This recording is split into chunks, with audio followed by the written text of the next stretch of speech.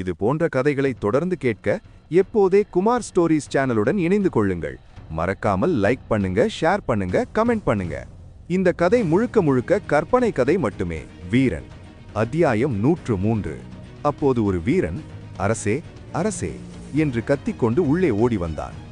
அந்த குரலை கேட்டு ராஜசிம்மன், என்ன ஆனது, எதற்கு நீ இவ்வாறு பதட்டமாக ஓடி வருகிறாய் என்று ராஜசிம்மன் கேட்க, மதிப்புக்குரிய மூத்த முதியவர் வந்துவிட்டார் என்று கூறினான்.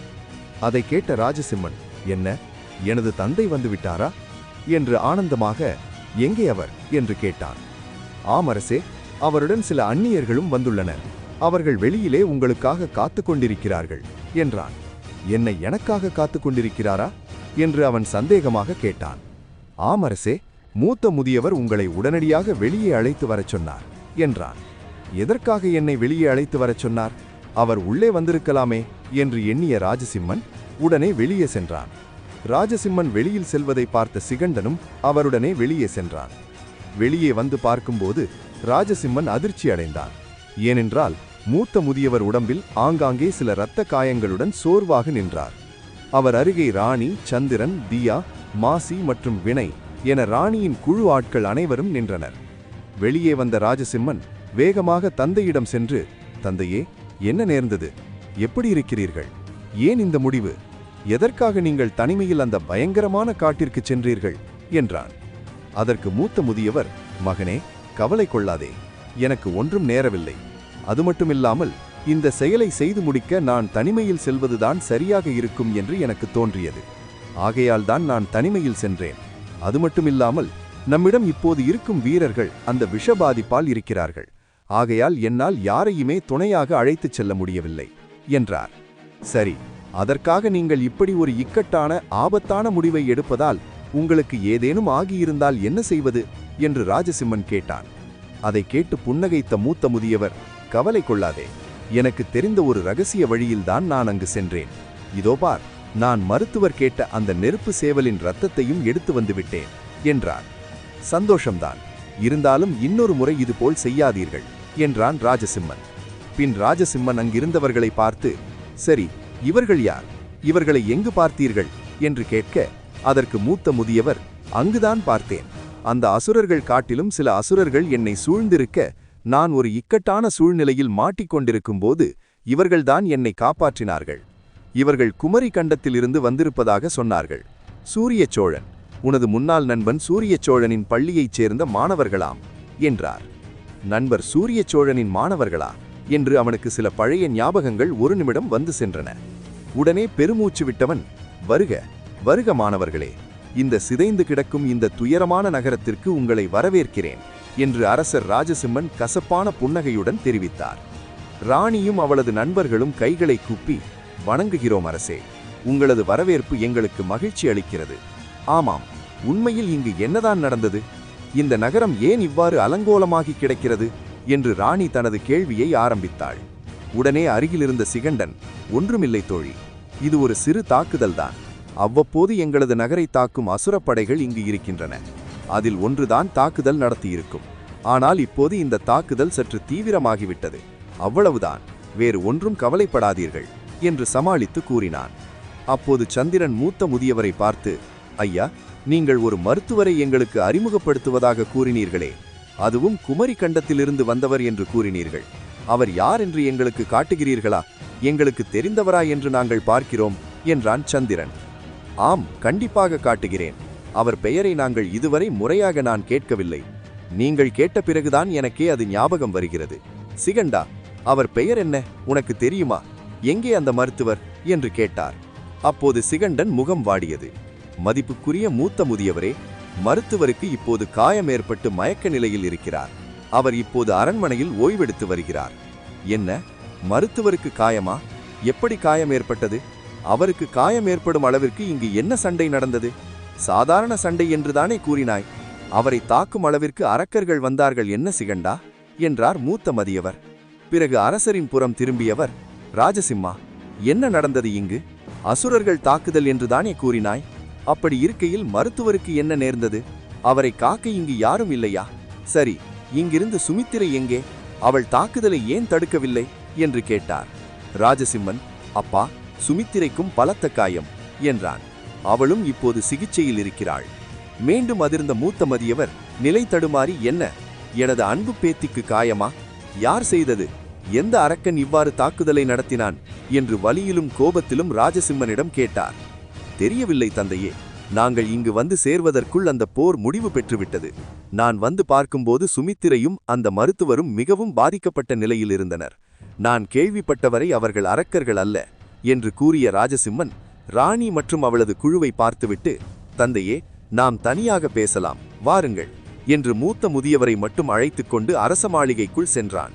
நீங்கள் விருந்தினர் மாளிகையில் காத்திருங்கள், மருத்துவர் கண் விழித்தவுடன் நாங்கள் தெரிவிக்கிறோம் என்று கூறினான். சரி என்று கூறிய ராணி ஒரு சந்தேகமான பார்வையில் அந்த சூழ்நிலையை நோட்டமிட்டுவிட்டு விருந்தினர் மாளிகைக்கு சென்றார். இங்கு அப்படி என்னதான் நடந்தது?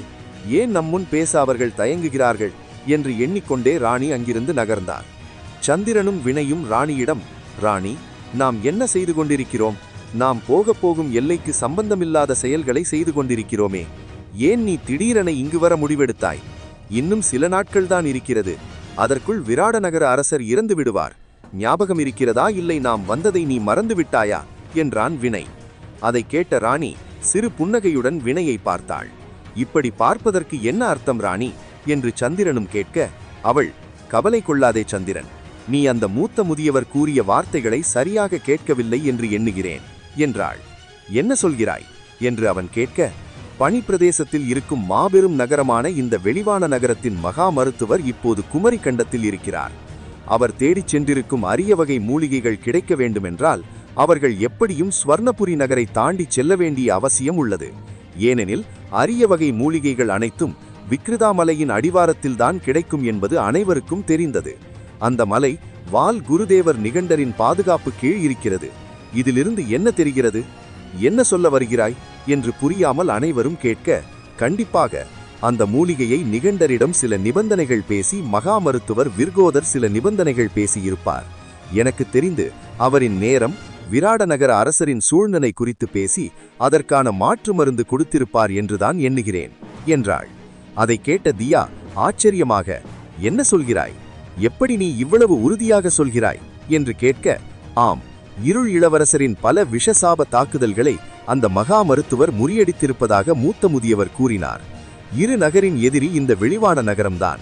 அப்படி இருக்கையில் இருள் இளவரசனால் ஏற்பட்ட அந்த துயர சம்பவத்திற்கு மகா மருத்துவர் நிச்சயம் குணமடைய செய்வார் என்றாள் ராணி. ராணி, நாம் அந்த மருத்துவர் விராட நகர அரசரை குணமாக்கி விடுவார் என்ற எண்ணத்தில் இருப்பது சரியாக தோன்றவில்லை எனக்கு. ஒருவேளை அவர் அவ்வாறு செய்யாவிடில் விராட நகர அரசரின் சாபத்தை பின்தொடர்ந்து இருள் நகர படை குமரி கண்டத்திற்குள் நுழையும். அப்போது என்ன செய்வது? அதற்கு இன்னும் சில நாட்கள் தானே இருக்கிறது என்றான். நீ என்னதான் கேட்டாய் முதியவர் கூறும்போது என்று கோபமாக சந்திரனை பார்த்து கேட்டாள் ராணி. சந்திரன், நான் எல்லாவற்றையும் தான் கேட்டேன். நீ எதை சொல்கிறாய் என்று கூற, பனிச்சுவர், அதை தாண்டி யாரையும் அனுமதிக்கவில்லை என்று கூறினாரே, இப்போது நாம் கூட குமரிகண்டத்திற்கு செல்ல முடியாது. என்னதான் நாம் பனிச்சுவரின் பாதையை பயன்படுத்தினாலும் அது மீண்டும் மீண்டும் பனிப்பிரதேசத்திற்கே திருப்பி அனுப்புகிறது. அப்படி இருக்கையில் எந்த படை குமரிகண்டத்திற்கு செல்லும்? அங்கு சென்ற மகா மருத்துவராலே இன்னும் வர முடியாத சூழ்நிலையில் நாம் எப்படி குமரிகண்டத்திற்கு போக முடியும்? இருள் தேச வீரர்கள் மட்டும் அங்கு எப்படி போக முடியும்? சற்று யோசி சந்திரன் என்று ராணி கூறினாள்.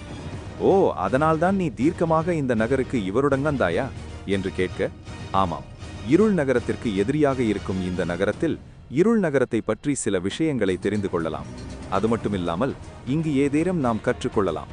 இங்கிருக்கும் அரசர் நமது சூரிய சோழன் ஆசிரியருக்கு நெருங்கிய நண்பராக இருப்பார் என எனக்கு முன்கூட்டியே தெரியவில்லை. ஆனால் இப்போது புரிந்தது. ஆகையால் நாம் இங்கு சில நாளிருந்து சில வித்தைகளை கற்றுக்கொள்ளலாம் என்று கூறினாள். சரி, நாம் இங்கு என்ன கற்றுக்கொள்வது? எதை பற்றி கூறுகிறாய் என்று வினை ஆர்வமாக கேட்டான். வினை, நாம் இங்கு வந்ததிலிருந்து நமது உடலில் மாற்றங்கள் ஏற்படுவதை நீ உணரவில்லையா? இங்கு எந்த வேலையும் இல்லை என்று மீண்டும் குமரிகண்டத்திற்கு சென்று அங்கு சாதாரண பயிற்சிகள் எடுப்பதை விட இங்கிருக்கும் இந்த சக்தியின் அழுத்தத்தை உணர்ந்து இங்கு எடுக்கும் பயிற்சி நம் உடலையும் மனசக்தியையும் அதிகப்படுத்தும் என்றாள். அதை கேட்ட காசி, ஆம், நீ கூறுவது உண்மைதான் ராணி. இதனால் எனது பலம் சற்று அதிகரித்திருப்பதை என்னால் உணர முடிகிறது. எனது பார்வையின் தூரம் சிறிது அதிகரித்துள்ளது. நீ சொல்வது போல் இந்த நகரிலிருந்து சில நாட்கள் பயிற்சி எடுத்தால் நமது சக்தி மற்றும் நுட்பங்கள் நன்கு மேம்படும் என்பது என்னால் ஒத்துக்கொள்ள முடியும் என்றான். அப்போது தியா தனது வயிற்றை தடவியவள், சரி, அப்படியென்றால் சில நாட்கள் இங்கிருக்கலாம் என்று அவர்கள் ஒரு வழியாக முடிவெடுத்தனர். சரி, முதலில் இந்த இடத்தை பற்றி தெரிந்து கொள்வோம் என்ற வினை அந்த விருந்தினர் மாளிகையை சிறிது சுற்றி பார்க்க அனைவரும் நடந்து சென்றனர். அப்போது ராணியின் கண்ணில் ஒரு உருவப்படம் சுவரில் மாட்டியிருப்பதை பார்த்தாள். அதை கண்ட அடுத்த கணம், இவனை நான் எங்கோ பார்த்திருக்கிறேன் என்று அவள் கூற, அதை கேட்டு அனைவரும் திரும்பி அந்த வரைபடத்தை பார்த்தனர். என்ன சொல்கிறாய் நீ? இந்த படத்தில் இருக்கும் நபரை நீ பார்த்திருக்கிறாயா என்று கேட்டனர். கண்டிப்பாக, எனக்கு இவனை நன்றாக தெரியும். ஆனால் என்று அவள் யோசித்தாள். அவளுக்கு அந்த நினைவுகள் சரியாக ஞாபகம் வரவில்லை. எனக்கு நன்கு பரிச்சயமானவன்தான் இவன் என்று அவள் தீர்க்கமாக யோசித்தாள். அப்போது ஒரு காவலாளி வெளியில் வந்து கதவை தட்டினான். வீரர்களே, வீரர்களே என்று அவன் அழைக்க, அறையிலிருந்து வெளிவந்த தியா, சொல்லுங்கள், என்ன விஷயம் என்று கேட்டாள். தங்களை தளபதி சிகண்டன் அவர்கள் அழைத்து வர கூறினார். என்னுடன் வாருங்கள் என்றான். எங்கு அழைத்து செல்கிறீர்கள்? மருத்துவர் கண் திறந்து விட்டாரா? அவரை காணலாமா என்று வினை ஆர்வமாக கேட்க, மன்னிக்க வேண்டும், அவரை காண அல்ல. அதற்கு பதிலாக எங்கள் நகரை காப்பாற்றிய மற்றும் இப்போது ஆபத்தில் இருக்கும் ஒரு உயிரினத்தை பற்றி உங்களிடம் விசாரிக்கவே தளபதி சிகண்டன் உங்களை அழைத்தார்.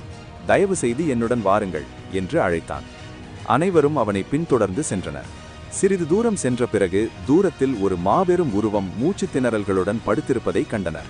அதை பார்த்த சந்திரன், ராணி, என்னதிது? இவ்வளவு பெரிய உருவம், இவ்வளவு பெரிய அரக்கனை எப்படி இவர்கள் பிடித்தார்கள் என்று கூறிக்கொண்டு அருகில் சென்றனர். ஒரு சிறகு முறிவுடன் மார்பில் மாபெரும் அம்பு குத்தப்பட்ட நிலையில் ஒரு டிராகன் படுத்திருந்தது.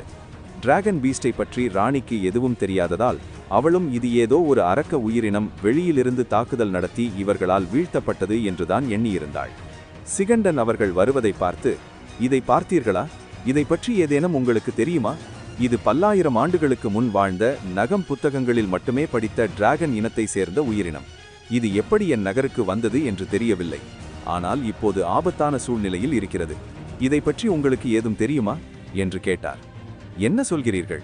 இது டிராகன் இனத்தை சேர்ந்த உயிரினமா என்று முன்புறம் சென்று அதன் தலையை பார்க்கபோதுதான் அனைவரும் அது ஒரு டிராகன் என்பதையே உணர்ந்தனர். எப்படி இதை வீழ்த்தினீர்கள்? இதுவா இந்நகரை இப்படி செய்தது என்று மீண்டும் வினை கேட்க, அப்போது அவர்கள் தலைக்கு மேல் வானுயரத்தில் இருந்த பாதுகாப்பு கவசம் அதிர்ந்தது. அப்போது ஆ என்று கத்திக்கொண்டு அனைவரும் காதுகளை பொத்திக்கொண்டு, என்ன சத்தம்? யார் இதை செய்வது? யார் தாக்குகிறார்கள் என்று அனைவரும் கூச்சலிடத் தொடங்கினர். மிருதாயினி கவசம் வெளியிலிருந்து மாபெரும் சுத்தியலை கொண்டு அடிப்பது போன்ற சத்தம் நகர் மையம் முழுக்க எதிரொலித்தது. அனைவரும் காதுகளை பொத்திக்கொண்டு, அடச்ச, என்ன சத்தம் இது என்று பயத்தில் வானை நோக்கி பார்த்தனர். ஒவ்வொரு அதிர்வுக்கும் அந்த மாபெரும் தங்க நிற மிருதாயினி பாத்திரத்தில் படிந்திருக்கும் மருத்துவ வாசனையும் நறுமணமும் வெளிவரத் தொடங்கியது. வெளியிலிருந்து ஒரு மாபெரும் அரக்கன் தனது கையில் மாபெரும் ஆயுதத்தை வரவழைத்து அந்த வானுயர்ந்த கவசத்தை அடித்தான். அவன் அடித்துக்கொண்டே, இது என்ன புதிய தந்திரம்? அந்த டிராகனை என்னிடம் கொடுக்காமல் இருக்க இவர்கள் செய்யும் விளையாட்டா? என்னிடம் இவர்களால் எப்படி இதை செய்ய முடிகிறது? நான் இவர்கள் அனைவரையும் கொன்றாவது அதை பிடிப்பேன் என்று கூறியபடி தனது கையில் இருந்த நெருப்பு சுத்தியலால் மிருதாயினி கவசத்தின் மீது அடித்தான். ஆனால் அந்த கவசம் எந்த ஒரு சிறு பாதிப்பையும் ஏற்படுத்தாமல் அந்த அதிர்வுக்கு இணங்க தன் உடலில் பதித்து வைத்திருந்த வாசனையை வெளியிட்டது. முதலில் அதிலிருந்து வானவில் நிறத்தில் வெளியேறும் காற்றைக் கண்ட அனைவரும் பயந்தனர். ஆனால் மிருதாயினி பாத்திரம் நகரில் இருக்கும் சூழ்நிலையை தன்னிச்சையாக உணர்ந்து தானாக செயல்படத் தொடங்கியிருந்தது. இன்னும் ஆதித்யாவின் ஆன்மாவுடன் மிருதாயினி பாத்திரம் இணையாமல் இருந்தாலும் ஆதித்யாவின் ஆன்மீக ஆத்மசக்தி அந்த பாத்திரத்தில் இருந்தது. அந்த நகரின் மையத்தில் இருக்கும் ஆபத்துகளை உணர்ந்த மிருதாயினி சக்தி ஆன்மா வேறு வகையான நறுமணங்களை வெளியிட்டது. ஒன்று டிராகனின் உடலை காப்பாற்றும் உயிர் சக்தி வாசனை, இன்னொன்று தொடரும்.